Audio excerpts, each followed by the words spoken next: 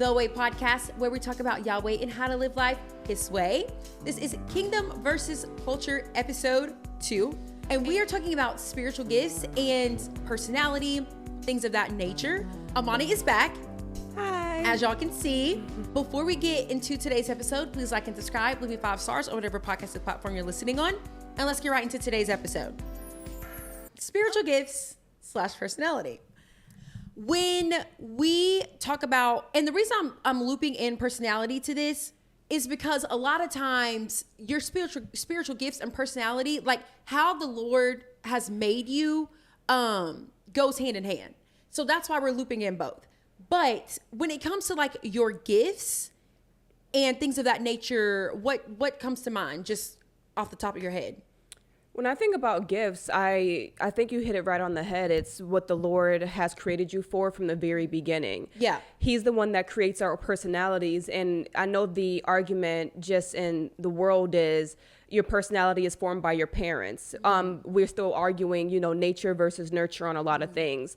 But I am a firm believer that a baby has a personality. Yes, they just don't have the words to express their thoughts yet. Yeah. And that's why you see toddlers that are just so sassy. It's like, where'd they get this personality from? Mm-hmm. The Lord, like it says in Jeremiah, the Lord, before He formed you in your mom's womb, He knew you. He gave you that personality before you even thought of. Yes. So personality and spiritual gifts do go hand in hand because it's all about what you're naturally talented at. Yeah. The Lord, He gives us all of our natural talents. He gives us all of our desires. He gives us all of our interests. Yes. And it's all about what you're going to use those things for. Mm-hmm. Because you can use them out to, looking after your own gain. Yeah. You can use them for money. Or you can use them for the Lord and use it to advance the kingdom. Yes. It's the Lord gives you these things. It's up to you to decide how you're going to use them. Yes. I 100% agree. Honestly, that was low key my answer. Back to your argument when you said, my personality came from my parents. Who gave your parents a personality? Yeah. Like you might act similarly to your parents, but the Lord knit them in their mother's womb as well. And so again, when I think of gifts and your personality, I also think like genuinely, this is just how the Lord, this is the DNA that He has created in you. And let me ask you what you think about this. Because I hear people say this all the time in the Christian world. And this honestly annoys me a little bit. But if you say this, no offense. But there's a lot of pastors I've heard in particular say like, I really am an introvert. Like when I get up and preach and stuff, like this is the Holy Spirit, because my flesh, like I am nothing like this. I want to go like crawl in a hole and be alone. And just how when they are acting in their gifts, how it's just the absolute opposite of how they actually are as a person. And that is why they credit the Holy Spirit for it all, because genuinely nothing in them is acting in that moment. It's the Holy Spirit. Mm-hmm. Have you heard people say that before? I don't think I've heard people say that when it comes to like preaching or within the church. I think I definitely have heard that sentiment of something just comes over me when I'm on stage. And then when I'm off, I definitely have heard that idea. But I don't know. I feel like I'm kind of in the middle with that, because we do see a lot of accounts in the Word of the Lord giving you the total opposite of what you thought you'd be doing in your life. That is true. Moses is a great example. I was literally thinking about Moses. Like, just think about Moses. Like, this man was brought up in Pharaoh's house, knowing he was a Hebrew, but brought up in Pharaoh's house, killed an Egyptian, ran away, started a whole other life. And then the Lord calls him to go back to Pharaoh's house and to speak. And then on top of that, that man got a speech impediment. Mm-hmm. Like, he's like, I'm slow of tongue. And you want me to go back to the man's house of whom, like, I killed one of his people and I went against them. And they was trying to kill Moses before he left. Yeah. So it's like the total opposite of who Moses thought that he was. He didn't think that he was an orator. Like, he wasn't going to be a public speaker. He's like, I got to stammer. I'm slow of tongue. Yeah. And the Lord made his speech the most powerful thing about him. Yes. I agree. I just think when I've heard it in the context of when I've heard it, it's like, it's almost like you're shaming people who, like, I'll use me for an example, and I think maybe you can relate to this, but like the personality that people see online, I have always been this way. Just before Christ, it was just, I was ignorant. I was talking perverse. I had a foul tongue. Yeah. But it's like the Lord redeemed it. And I'm the same, made up the same way. It's just, I now have redeeming qualities from the Lord because he gifted me. So for me to be able to, like, I've always loved speaking in front of classrooms, and like for me to be in this seat right now, it's just not crazy to me, because I'm like, it makes sense. Like, this is how I've always been, even as a little girl before Christ. And so I'm saying, like, I just think I don't want, like, if that is the case for you, great. But I'm also just saying, I've heard it in context. You feel like it's kind of discrediting who the Lord actually made you to be. Yes. And I could see what you're saying with that, because even with Moses, in the beginning, he didn't think that his speech was going to be, you know, his thing. But we see an evolution with Moses. Like, we see his confidence really getting boosted up. Like, in the beginning, he was like, Lord, I can't do this. The Lord darn near had to force that man to go back to Egypt and kind of stand up and be a leader. But then we see him leading the Israelites, and him really, like, you know, Moses, he was like ready to put the paws on them people for all the you know, stuff that they were doing in the wilderness. So we kind of do see him stepping into that leadership role that the Lord had anointed him to be from the very beginning. And it was without the Lord, he just wasn't stepping into it. Yeah. So I think I get what you're saying. It's like the Lord always made you a leader. He made you a preacher. You just weren't able to step into it until the Lord called you. Right. And now you're doing it. Right. I had another friend that he felt like the Lord, you know, prompted him to start social media. And he would always say, and I talked to him about it, so I'm not gossiping. We had this conversation. But he would always say, like, this is the Lord, because I just, like, don't want to do anything like this at all. I'm like, boy, a sliver of you wants to be on social media. Like, stop Or else running. you wouldn't be doing it. Right. And so, anyways, yeah, I just am a very strong believer in what the Lord has called you to do. There's been bits and pieces in you all along that lines up with the calling. But again, you haven't been able to step into it until God called you home, honestly. Yeah. When it comes to the culture of the usage of our gifts, what do you think that is? Pretty much using your gifts for money. Using your gifts for money, for fame, doing whatever you can do to get money and fame. That's what the world thinks that your gifts are for.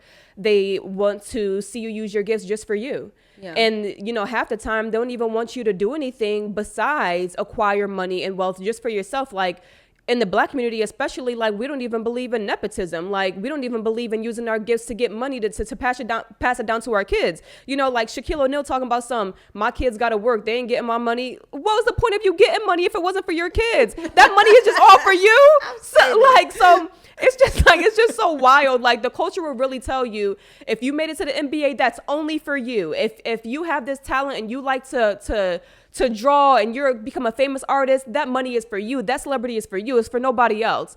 And the kingdom says the complete opposite. The Lord gave you these talents so that you can minister to other people. Yeah. Like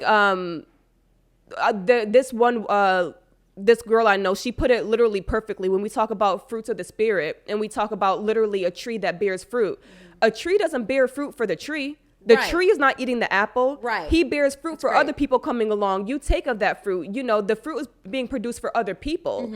Because then what's the good of the apple if no one is eating it? The tree can't eat it. So basically, the word is always going to push whatever you have and whatever the Lord gives you to give it out. Right. To be a light to other people. But the word will say the opposite. It's only for you. I think the problem with our culture is that we are very selfish. We're so incredibly selfish. And I don't think that is a coincidence, because Jesus is the least selfish person you'd ever know. That man didn't have a cent to his name. He never owned property. He was a nomad. Like, he was just like, whatever I need in the moment, the Lord will give me. And he always did. Yeah. And I just think when it comes to our culture, like, if you go talk to someone out in the world right now, like if we walked out on these Atlanta streets and asked some random person who doesn't know the Jesus, like, tell them, like, yeah, like, me and Amani have this gift from the Lord of communicating, and we use it for him. They'll be like, okay, and why? Like, it would literally truly be a foreign concept to them to even grasp the fact that we are using our gifts not for our own personal gain. And that's just the culture we live in. And it's sad and it's selfish. But again, it's just the complete opposite of Jesus. If you want to ever really try to see out a scheme of the enemy, look at how the culture shapes anything. 9 times out of 10, it's going to be the complete opposite biblically and the complete opposite of Jesus. What would you say to a person who feels like they are Christians? They are aware that they kind of sort of have a gift, but they don't have the confidence to walk out the gift. What would you say to them? Generally, my thinking about people who know that they have a gift and they just don't want to do it because they're not confident enough to do it. To me, you're idolizing yourself. That's great. I think that you are putting yourself before the Lord and you're putting yourself before people, and you are kind of, your embarrassment, your fear of rejection, your fear of failing, you are idolizing that and saying, okay, I know the Lord gave me this, but it might fail, so I'm not even going to try. It's just how, the parable of the talents, the third man, and he was just like, I got this money and I buried it because I didn't know what to do with it and I didn't want to lose it. And I knew that you were coming back for it. But, the Lord doesn't want that. He doesn't want us to be not confident enough to use what he gave us. Like we talked about this in one of my life groups and at my church, and we were talking about how the Lord is like the ultimate businessman. Like he wants a return on his investment. Like if he gives you something, it's for a reason. Like he wants you to go out, and if he gave you the talent of, like we like to speak on our podcast, if we were using this for any other reason, that'd be selfish of us. Like he wants us to, whatever he's given us, he wants us to make that multiply. He wants to see a return on what he gave us. And for you to prioritize yourself because you don't want the feeling of failure, you don't want the feeling of people laughing at you, making fun of you, this might sound mean, but like, get out of your own butt, it's just kind of like, you're taking yourself too seriously. Like even if people do mock you and laugh at you, like they do that to everybody, and then at least you're trying. Like people will laugh at you and they're not even doing nothing. They'll laugh at you for trying, they never even try. So you really can't think about things like, what if I fail, the what ifs. It's all about walking in obedience, because number one, whatever the Lord gives you, he's not going to let you fail. He's not going to give you something and then just leave you out there. He'll give you the tools to succeed. I could not agree more. 100%. Like it is idolizing yourself. I always go to that parable about the talents, and when the third servant buried his stuff, and this honestly puts the fear of the Lord in me. But the servant or the master looked at him and said, "You wicked and slothful servant." That is what God says to us. Like he was angry. It wasn't just like, oh well, you just didn't do nothing. Oh, okay. No, he was angry. He was angry. And that is literally what God says to us. And I remember recently, I've read that parable a lot, but recently got this revelation when I just kind of stumbled back onto it. But I remember reading that and I was scared. I'm like, God, I do not want to be labeled a wicked and slothful servant. Like, please, Lord, in any way I can serve you and we can multiply on the things that you have put in my hands, let's freaking do it, because I don't want to make it to the gates and he say, I mean, you can come in, but you were a wicked and slothful servant. I do not want that. And so, yeah, I just think that is motivation alone enough for me, at least, and hopefully for you. Okay, God, what can I do on your behalf? Yeah. What can I do with these talents? Because I think a lot of times the conversation is surrounded by whatever's going to get you into heaven. Yeah. That's what people focus on. But at some point, it's like, girl, that's baby stuff. Like a 4-year-old could get saved, right? You want to go beyond the milk. Like you want to get into the meat of what the Lord truly has for your life. Right. Like saying, oh, you don't tithe to, tithing isn't required to be saved. Yeah, it's not. But do you want to see what the Lord truly has and what he can do when you are vulnerable and when you're obedient? That's why you tithe. You don't tithe because, oh, things are a requirement for salvation. There are no requirements for salvation besides just your faith and your belief. And then what comes from that salvation is what you should be showing us. And yeah, it's not about what is going to get me saved. It's about what you're doing with your salvation.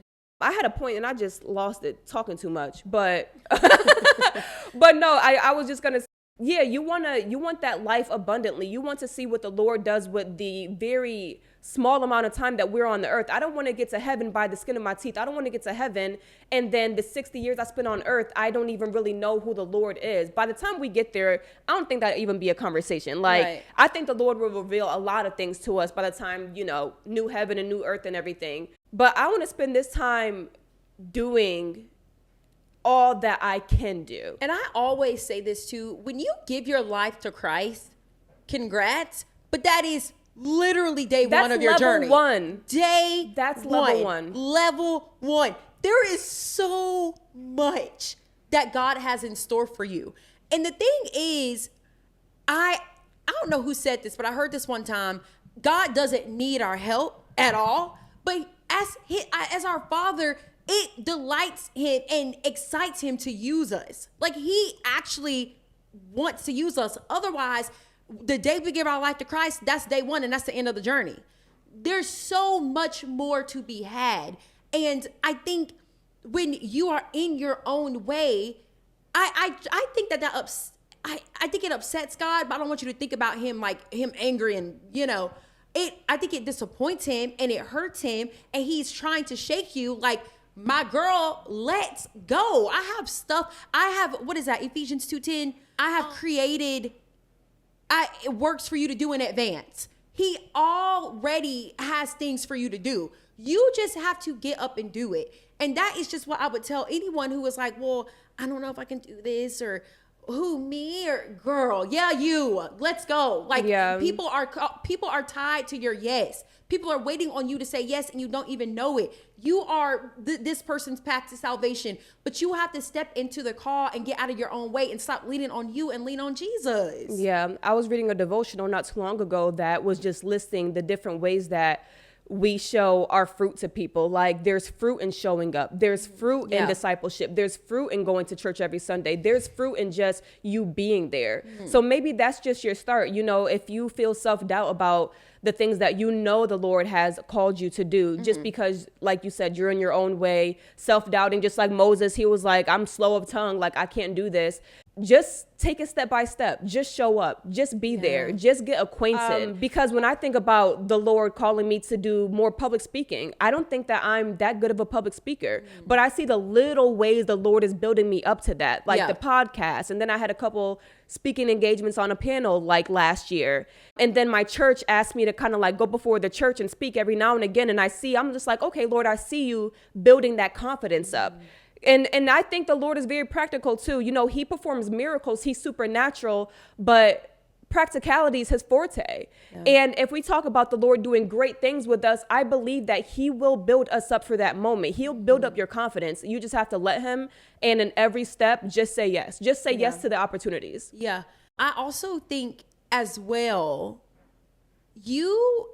I think people who are hesitant also are not sure of it. Could be. Now, I'm not saying everyone falls in this category, but you could not be sure 100%. Okay, God, what are you asking me to do? Sit down with God and get a clear vision. What is it in? I can't ever say this book. Habakkuk. I say Habakkuk. Yeah, that one. It's probably not how it's. I don't know how to say it either. But there's a verse in there that says, I think, write a vision and make it plain. Or write a vision. You know what I'm talking about? It's like 2:2.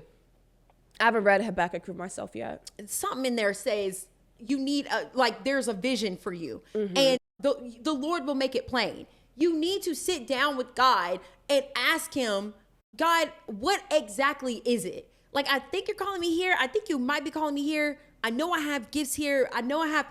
Sit down with God and ask him so he can make it clear to you, so you won't have any hesitation on, okay, am I doing the right thing?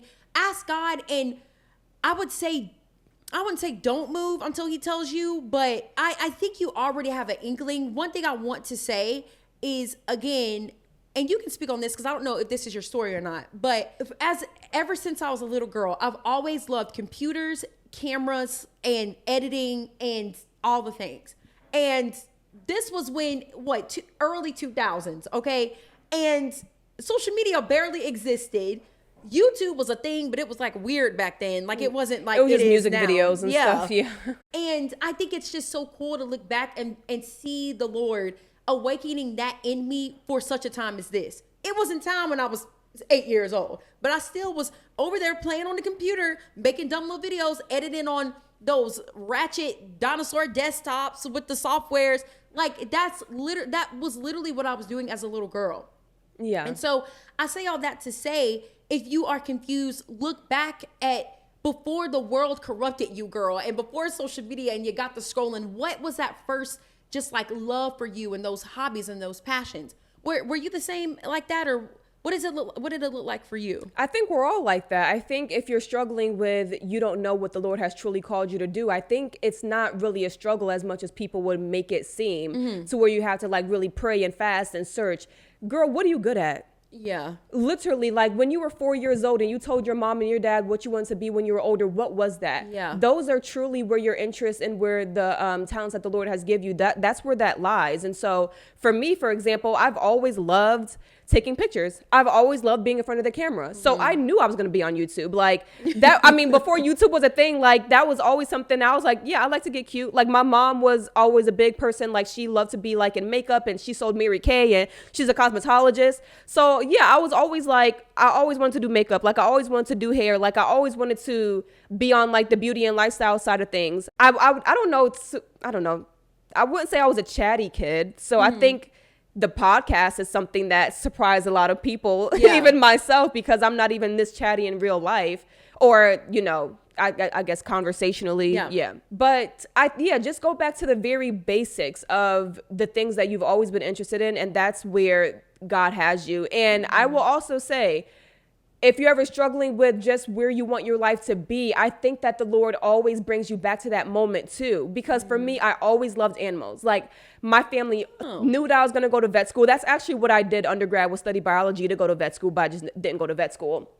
And I've been feeling that tug lately. Like, do I want to go back to school? Really? I really have. And I talked about it with my mom, and she was like, yeah, like when you didn't go to vet school, like, I couldn't believe that you didn't, because that was always your thing. And I'm like, yeah, that it still is. Aww. So I feel like the Lord will always bring you back to exactly where he had you at the very beginning. You just have to follow him. You just have to follow exactly what that interest is. Yeah. I could not agree more. I think God is just good. Like how sweet is he to make us exactly like he made us, and then be like, okay, my little daughter, this is what I need you to do on my behalf. And a lot of times it correlates with how he made us. He really could, make it harder. Like he makes someone completely opposite of something that he's asking. And it's just like, it would be extremely hard for you. But a lot of times he does line it up. And I think that's gracious, because he don't have to do that. No. And so I just think that that's just so sweet of him to do that. I just think God is so kind. I really do think that. And he's just good. I'm just grateful to be able to serve a God who calls us to serve him with our talents, and not let us live such a selfish life seeking as much money we could. No, he's like, no, I need you to use this for me. And I genuinely love that he calls us to a life like that. I just love the fact that he's made every single one of us with intention, and he's made every single one of us different. When it comes back down to even the basic biology of us, like no two people have the same fingerprint. Yeah. And the billions of people that have been on this earth, and you telling me fingerprints? It's absolutely like you can't even fathom how many fingerprints the Lord has made. Yeah. And when you think about just the base, like things as small as that are really not small to me, that's actually like pretty huge, but your fingerprint is like, you don't think about that every day. Mm-hmm. And when he intentionally makes us, he's made us with these distinct personalities, these distinct features. And because he could have been good and made us all the same, and then made it to where we have to find our talents. Mm-hmm. No, you have to develop yourself. And that still would have been him being good. Yeah. But he goes above and beyond. He does. To make it very easy for us. Mm-hmm. And if you're struggling with things, I think sometimes we just tend to make things more difficult than what they have to be. Things are very simplified with the Lord. He doesn't just, like I said, he doesn't just have you out here and make you struggle through life alone. No, yeah. And also, for some reason, I'm hearing this right now. I think that there could be someone, well, it's easy for y'all to say that. Y'all have the podcast. Y'all did girl, I can send you the link to everything that is hooked up right now. Everything is from Amazon. It is easy. All you got to do is there are so many cheaper options. All you have to do is just put it in your cart and buy it and turn it. Like, again, I think that we try so hard to like just not do it. Honestly, like think of every excuse in the world. Y'all, it's when you just make it plain, put it on paper. This is what the Lord's asking me to do. This is what I need to do in order to do it. Just do it. Like I am such an advocate for literally just doing it and getting out of your own way. Stop making excuses, y'all. Yeah. What are y'all fasting and praying for? Like, by all means, there's nothing wrong with that. But when y'all are doing it over and over and over again, when God has told you more than once, why are we fasting for the 5th time? Just do what he has told you to do. Just start. I said this recently on my TikTok. I said that a lot of people are obedient and consistency away from their God dreams. Because it's not that you don't know what you're supposed to be doing. It's just that you're not being disciplined and consistent in doing it. And that is all that God is waiting for from you, is to be disciplined and consistent. This is why self-control, discipline is a fruit of his spirit. Because God knows in order for you to step into what he has for you, you're going to have to be disciplined and consistent. I shared something today on Instagram. I think it said, God can't bless like your laziness or something. Like, in order for God to bless what he has for you, you're just going to have to do it, y'all. So get out of your own way. Yeah, just step into it. Just do it, y'all. Please. You can't put your self-doubt before God. You can. And again, remember that people are attached to your yes. God has already put people in your path that you are going to encounter. That could be their ticket to eternity. It's insane. Anyways, all right, y'all, that's the end of this episode. Like and subscribe to all the things I said at the beginning, and we'll be back next week with episode 3. Bye. Bye.